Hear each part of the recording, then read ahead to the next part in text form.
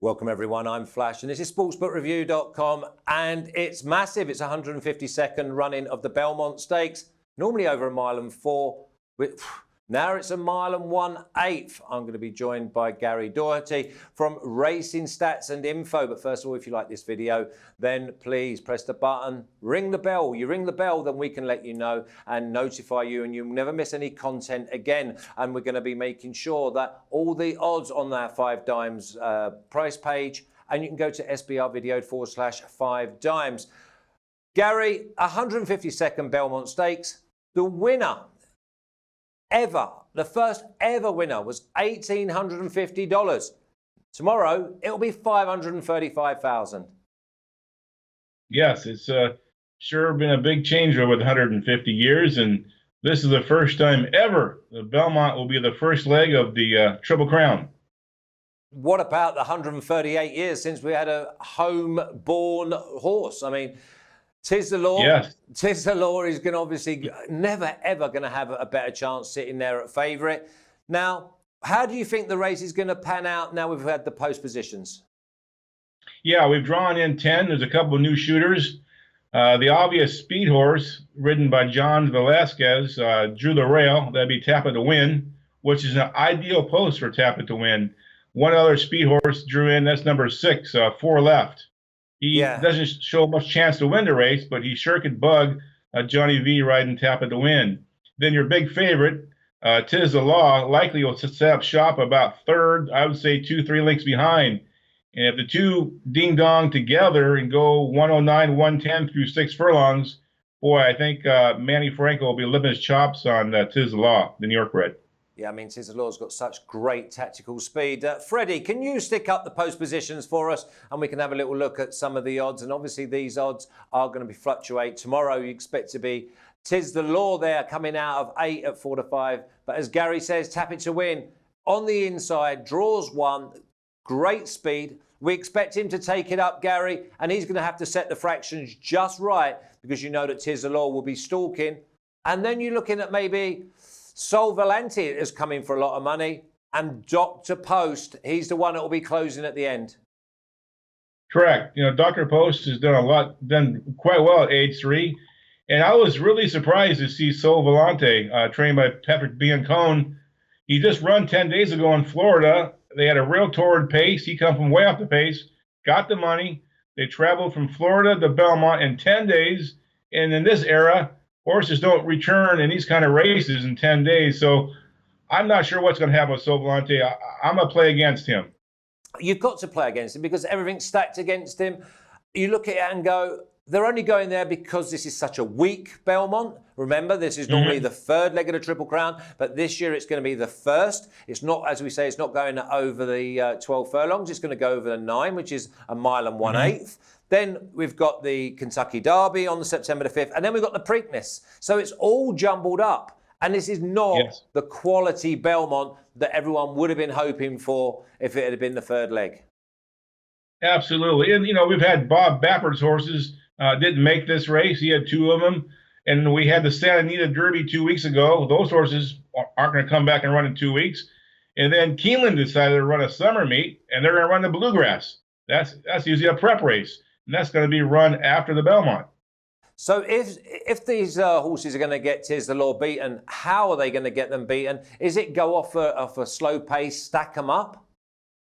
Yes, I think, you know, if a Johnny V riding the 1 can go, you know, 24, you know, 48, 111 or 112, he might get a jump on Manny Franco in the stretch.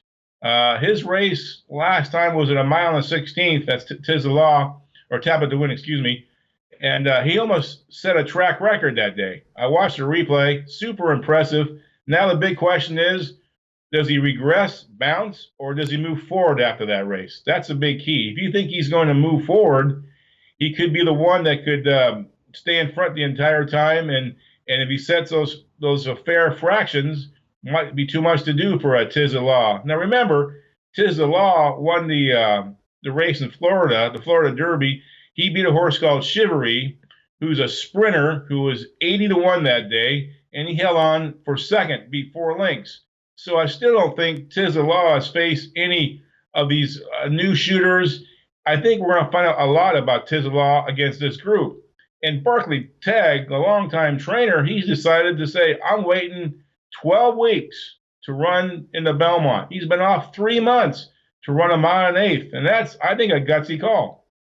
Yeah, I look at it and just say to myself, right, Tiz the Law, it's great tactical speed. I keep coming back to this because that gives you the opportunity, especially coming out of 8, that he's going to sit there. He's going to stalk maybe 2 lengths off the leader. If they go too quick, he can just take a tug, just grind into the race, and then kick off that bend, and he will be gone. So the problem we've got here is 4 left. Does the outsider, does he then go and tap it to win in the first fractions? Yep, and that's key. And he'll be ridden by Jose Ortiz for Doug O'Neill. And I believe that he's owned by Paul Redham, who's a big owner in California. And he likes to have his horses running these big races. I'm sure he had to pay a little bit of money to get him in the race. I mean, he's run some awful races. He's won a couple races wire to wire. I believe he ships in from Dubai. He won a race over in Dubai at age 3, and it said he went wire to wire. It's all going to be probably in Jose Ortiz's hands. I mean, does he go out with Johnny V and go head and head? I would think he'd lay off the pace, lay second, maybe a length behind, and right behind him would be the big favorite, Tiz the Law. So I think Tap at the Win will have his fair chance to lead Gate to Wire. Well, coming out of the 1, there's going to be no excuses. I mean, they paid the $15,000 supplement. They've got themselves in a race. Listen, second is definitely up for grabs. If everything goes right and he stacks them up and kicks off that bend, then there's an opportunity that $15,000 is going to turn into over $500,000. But the big problem is obviously Tiz the Law being able to sit up with 4 left and just wait. And he gets to jump. If he gets to jump, he'll go away. Because remember, they're saying that Tiz the Law is still improving. He's had the break. He's ready. He would have done plenty of work at home. And we're not talking about guaranteed grade 1 horses against him. Now, what about, I mean, I know you say about Dr. Post coming and maybe being the closer. But what about some of the others that are really, I mean, Modernist at 20-1. Someone said, I think it was Farmington Road, 25s, 33-1. Is there any chance that any of them can get into the frame for the trifecta? Well, I'm thinking the ones you named, maybe 4th. I think the outside horse, Pneumatic, ridden by Ricardo Santana for Steve Asmussen. He's a lightly raced colt that finished 3rd behind Maxfield, who was a hot shot who now has been retired after winning all of his 3 races. Pneumatic beat a horse called Captain Bombastic in his last win, and Captain Bombastic returned to win a New York Red Stakes here at Belmont last week, 100 grander. So that shows some good form. So I think he's got a chance to hit the trifecta. That'd be the 10-horse Pneumatic. Another one maybe would be Modernist from the Belmont barn. He's another one that could run 3rd. Again, like you said, the pace is going to dictate what happens in this race. That VOLANTE, if they go 109 through 6 furlongs, he should become running late. Okay, well, let's start putting some meat on the bone then, Gary, because there's no surprise. I'm going 8 win. I said that when the prices were at plus 140, plus 150 before all the scratches. And then once we knew that the main opposition was going to be out, it went down to plus 120. We're now looking at around minus 125. So I'm going for the 8, but you like the 1. Yes, I do. This for the value. I'm looking for shopping for value. Again, I stated that, Tiz the Law, he's won 2 grade 1s, only horse in the race to win a grade 1 race, which is big. But you look at who he's ran against, nobody really from that ran 2nd and 3rd has shown up in this race. And I did a little bit of research, and still, I don't think he's beat that much. He's run the best races, but now he'll face some better horses. So I'm going to take a chance with the 1 horse here on the rail, Johnny V riding Tap at the Win.